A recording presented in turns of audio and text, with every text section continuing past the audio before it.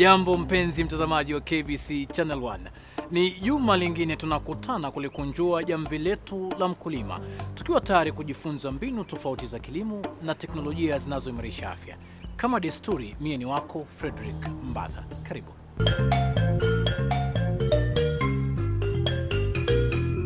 Kuku ni ndege aliye rahisi kumfuga. Aswa iwapo unamfuga huyu wa kienyeji aliyeboreshwa, basi unabudi kujipatia faida tele kuliko kumfuga tu yule wa kienyeji. Chakula anachokila ni kidogo na pia gharama ya kumtunza iko chini. Basi tulizuru eneo la Kitengela na kujionea jinsi Bi Jane anavyofurahia kumtunza ndege huyu. Karibu atusimulie. Kwa sababu ya uhaba wa ardhi, watu wengi wamependelea ufugaji wa kuku.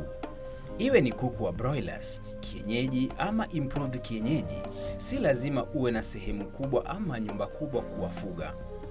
Katika kipande chake cha ardhi, Jane anawafuga kuku wa improved kienyeji na bado anaishi mahali papo hapo. Hapa nafanya ufugaji wa kuku. Nimekuwa kwa ufugaji kwa miaka kadhaa kwa sasa. And venye nimeendelea learn from kwa kuku, kuna zile challenges zingine mtu anapitia, like vile as of now nafanya na breeding. So wakati unakuwa na zile day old zikiendelea hivyo mpaka to maturity, unapata zingine kuna zile ukufa kwa process, alafu kuna zile ukipata ile breed mzuri, kuku zenyewe zitagrow and utafurahia hata ukiwa mkulima. Wala ufugaji wa kuku hauchoshi na kugharimu muda wako mwingi. Kama tu mnyama yeyote yule wa kufugwa, kuku hufuata ratiba yako uliyoiweka ya lishe na ufugaji, hivyo kuwa na muda wa mambo mengine ya nyumbani ama biashara zingine. Kuku it's effortless. There was a time I used to kufanya biashara zingine, and hapa kwetu changamoto ilikuwa ni barabara. So you can imagine, asubuhi unaamka, by saa 2 lazima uko umefungua kazi, by jioni unarudi masaa ya usiku. So now having poultry farming ikanipunguzia like zile kutembea hivyo sana. So as of now niko hapa within the compound. I can do anything and everything with the time. So unapanga tu ile asubuhi unaamkia kuku, masaa ingine unafanya kazi zako. Kazi bila maarifa na ujuzi huambulia patupu. Akifahamu hilo, Jane alipata mafunzo ya ufugaji kuku kwanza kabla ya kuvulia nguo ufugaji, hata iwapo alilelewa akiona babake akifuga kuku wa kienyeji. Kuna mzee introduce kwa hii poultry farming. Sorry to say he just passed this month. This month. May he so rest in peace. And yeye alituintroduce kwa ufugaji wa kuku. Alikuwa na kuku kadhaa hapo, and tulikuwa tunaenda ananifunza mambo na kuweka brood, alafu kuzipatia maji, chanjo and everything.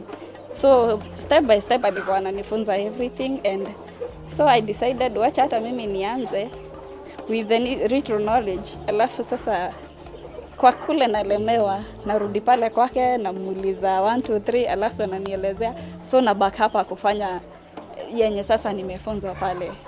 Vifaranga vikiwa vidogo kuanzia siku ya kwanza, wao hula chakula usiku na mchana, lakini kuanzia mwezi wa 3 na kuendelea wanaweza kula chakula mara 2 kwa siku ili akupe mayai yenye kiwango na uzito unaofaa kuanguliwa. From day old wanakulanga 24/7, lakini kuna ile unaweka chakula kidogo kidogo. It's better kukaa ukiongeza than kuweka mingi at once alafu wanaharibu chakula.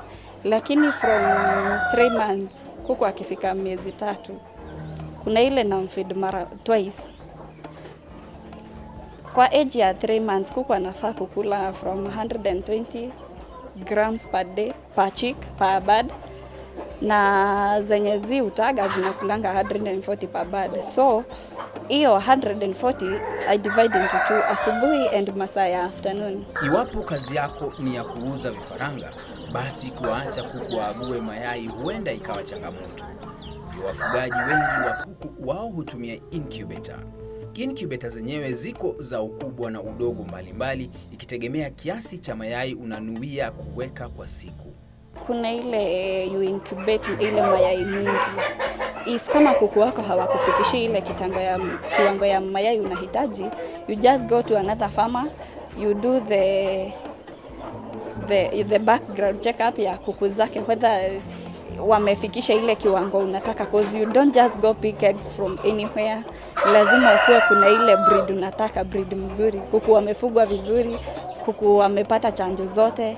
That way hutakuwa na challenges ya chicks wakati zimehatch. Mle ndani wa incubator, mayai huchukua siku 21 ndio iweze kuwa na kifaranga. Hivyo, ratiba ni muhimu na kuangalia tarehe kila siku.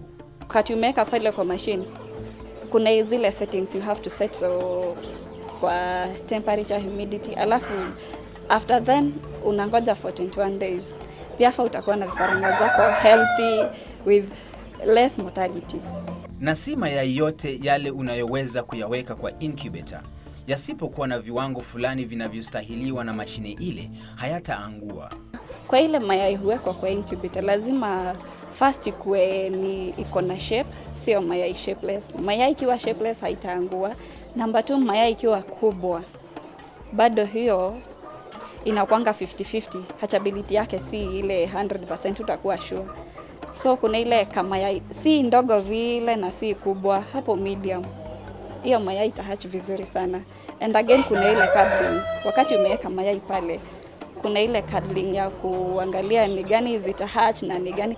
Usikae pale eti ukingoja you've incubated 200 eggs waiting for 200 birds. Hiyo nayo utajichanganya tu. Yeah.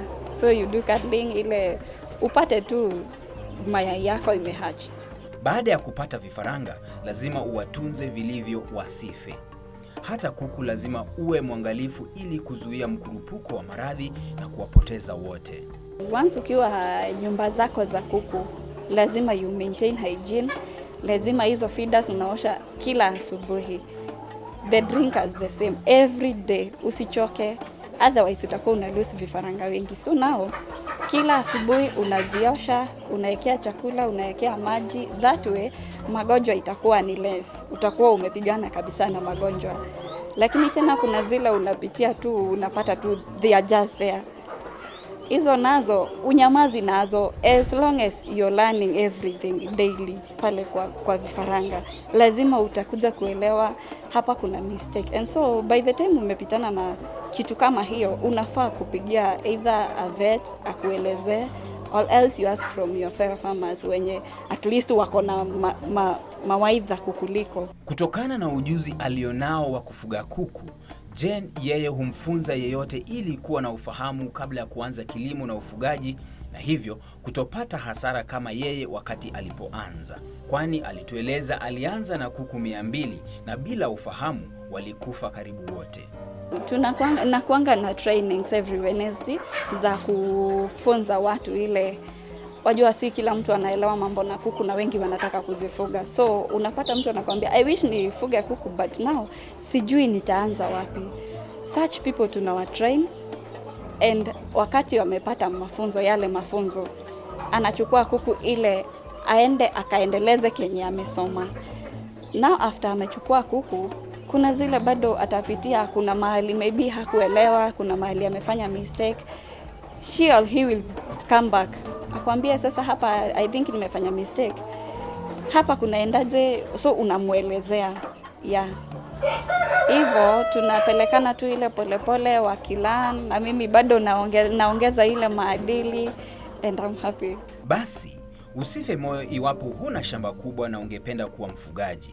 Kuna wanyama wengi ambao unaweza anza nao na hawakugharimu hela nyingi wala muda wako mwingi. Unachohitaji ni ujuzi, bidii yako na kujikakamua kila siku.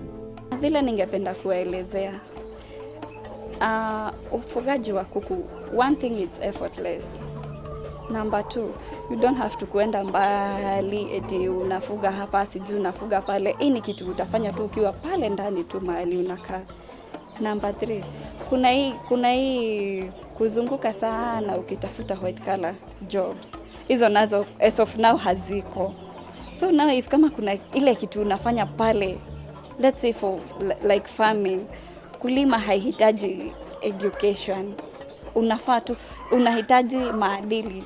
Unasoma tu polepole na kenye unafanya.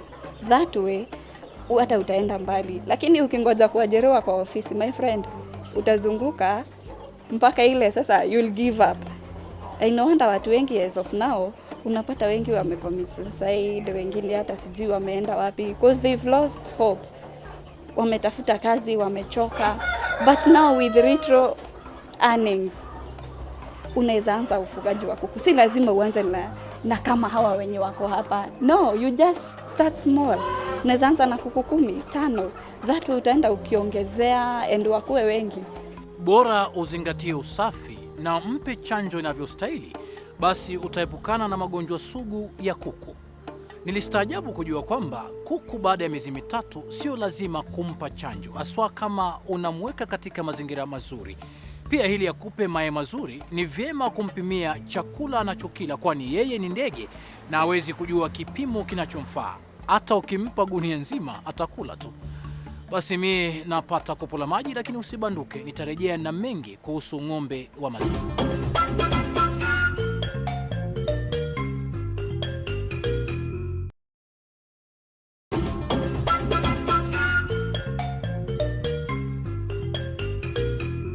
Tena mpenzi mtazamaji wa KBC Channel 1, na asante kuendelea kutizama kipindi unachokienzi cha Mkulima, kipindi kinachokujuza mbinu mbalimbali za kilimo na jinsi ya kufanya kilimo biashara.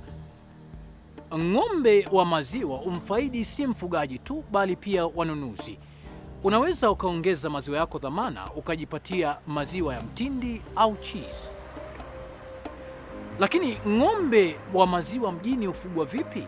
Kikosi chetu kilizuru eneo la Mathare na kujionea jinsi kijana barubaru anavyotumia muda wake vizuri kwa ufugaji. Karibu ujionee. Ng'ombe wa maziwa ni ng'ombe ambao wao hufugwa lengo lao kuu likiwa ni kutoa kiasi kikubwa cha maziwa peke yake.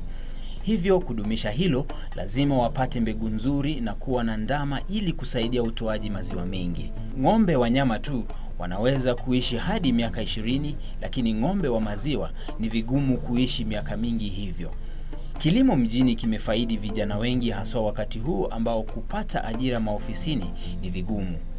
Edwin ni mmoja wa vijana hao anayefurahia ufugaji hapa Mathare. Mimi nimelelewa huku, nimegrowia huku from 1997. Nimesoma nikaenda college huku.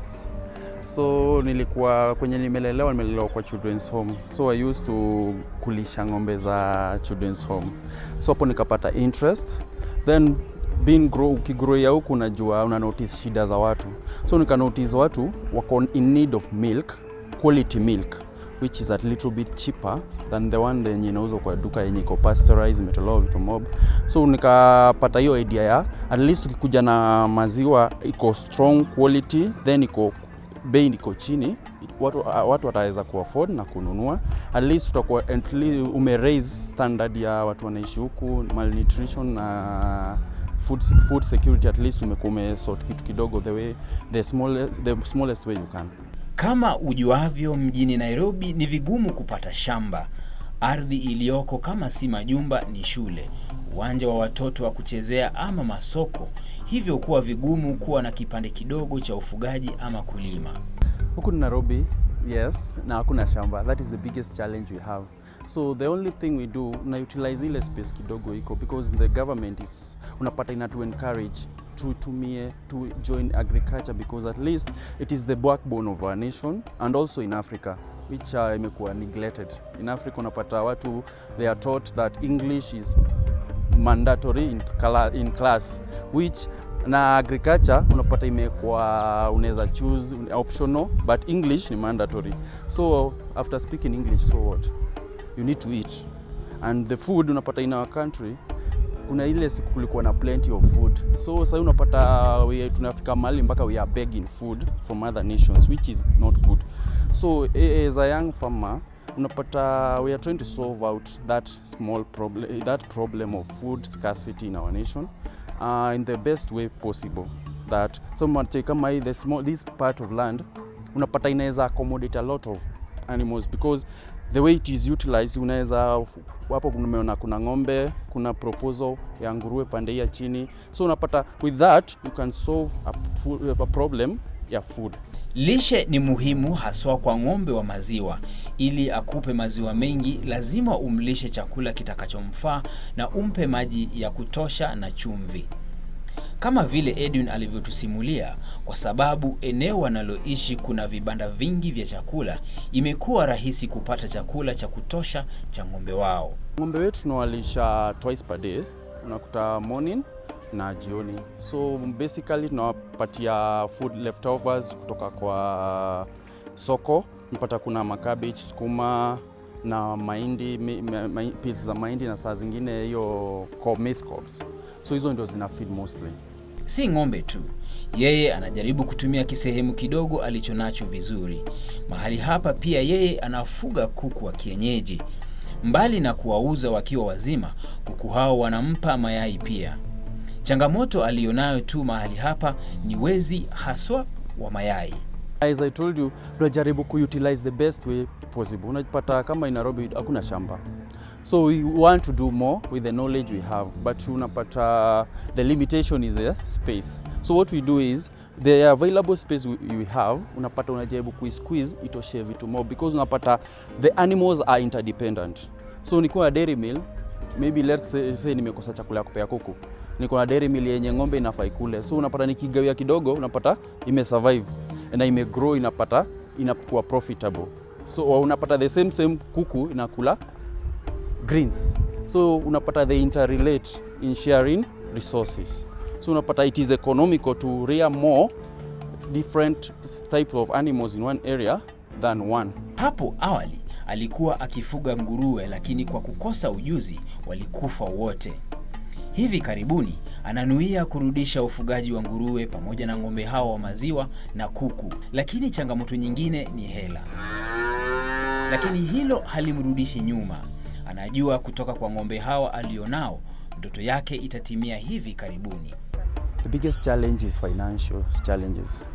Unajua huwezi kopado in this nation, not even in our nation, lazima kuwe na title deed, lazima kuwe na wase wana magari wanaweza kusimamia na loan ndio upate capital ya kuanzisha ile project unapata.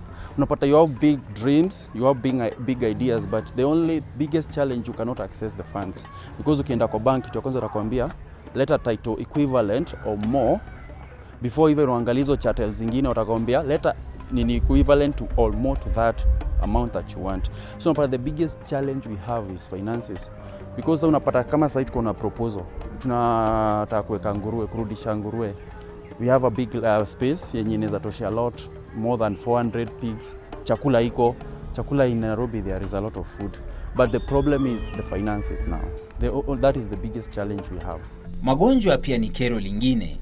Lazima uwe mwangalifu na mahali ng'ombe wako wanalala na chakula wanachokula pia, ili kuzuia magonjwa na wadudu wengi. Lakini ni vyema kuwa na uzoefu wa kuwapiga dawa mara kwa mara ili kuangamiza kupe na wadudu wengineo. Ng'ombe wetu basically sisi tunaangalia sana, mostly deworming, na make sure tunapatia deworming. Sometimes some instances kuna zile uwezi zuia, unapata tu imepata kama pneumonia, so what we do is we have a vet who comes to assess the ngombes and everything, the ng'ombe kama iko na in case unataka AI anything, so we have a vet, specific vet mwenye anakujanga kuziangalia. Kilimo si kazi rahisi na vile vile si kazi ngumu. Lazima ujitolee na uwe tayari kuanza safari hii. Pata mafunzo na ushauri ufaao haswa kutoka kwa Wizara ya Kilimo, watafiti na extension officers walioko karibu nawe, na kazi itakuwa nywe. My biggest advice is farming is not easy. Unajua watu wana model farming, wana brand very easily. Farming is not easy. It needs a lot of input and patience, but it is the most profitable. If you choose the right line of farming, it is very profitable. So instead of wasting your time, do drugs and everything else, you can do farming. Don't wait for to upate mtu mfadhili mwenye atakupatia 10,000 or anything. Kama unaweza ununua mbuzi moja, nunua. Hiyo mbuzi itazaa.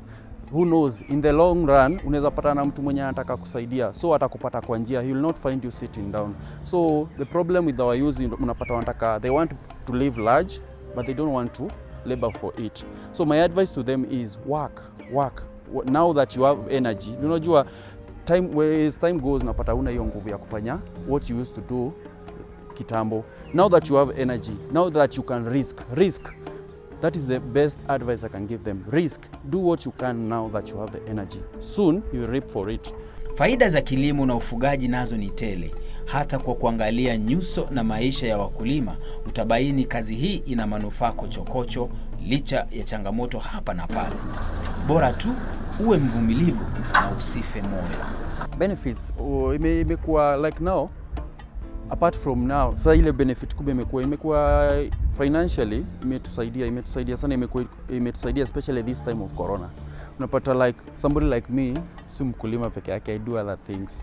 I'm a professional face and body painter. So unapata like kutoka corona ianze na hata kubali umunguze sura na corona mkono nini ameambiwa usiguze sura. So unapata this imetusaidia sana, imekuwa part of our livelihood kutoka corona ianze. So imekuwa beneficial to us. And also the biggest benefit also to keep busy. You know, an idle mind is the devil's workshop. And being in Mathare, having lived in Mathare, there is that kuna hiyo stigma yenye ukuwa youth lazima utumie drugs, lazima udo drugs, lazima ufanye kitu ndio kuwe cool. So somebody like me, I can say I cannot boast that I'm unique, but I thank God that I grew here, but I don't do what other people do, because being focused is what has made me be where I am. Being focused is what makes me move on, want to do more.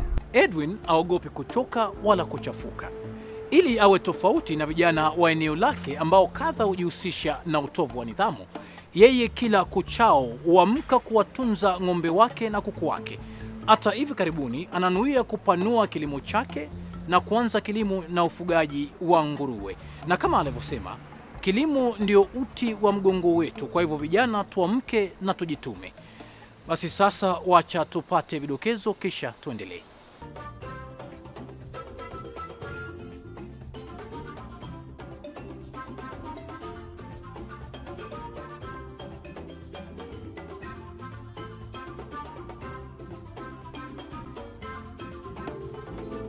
Katika kijisehemu chako kidogo, iwe ni pale kwenye veranda au balcony, unaweza ukatengeza kijumba kidogo kwa ajili ya kuwafuga kuku, ukajipatia mayai na nyama.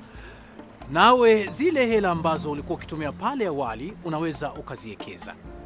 Ng'ombe wa maziwa ana faida si haba, kwani unaweza ukajipatia maziwa, nyama na isitoshe kinyesi kama mbolea kwa ajili ya mimea yako pale shambani. Ni hayo tulokuandalia hii leo, lakini usikose kujiunga nasi tena juma lijalo. Tuendelee kuchanganua mengi katika nyanja hii ya kilimo. Hata hivyo, iwapo una swali lolote ama pengine ungependa tuzuru shamba lako, usisite kutujuza kwenye nambari zilizopo kwenye runinga yako. Hadi juma lijalo, nimekuwa wako Frederick Mbatha. Kwaheri.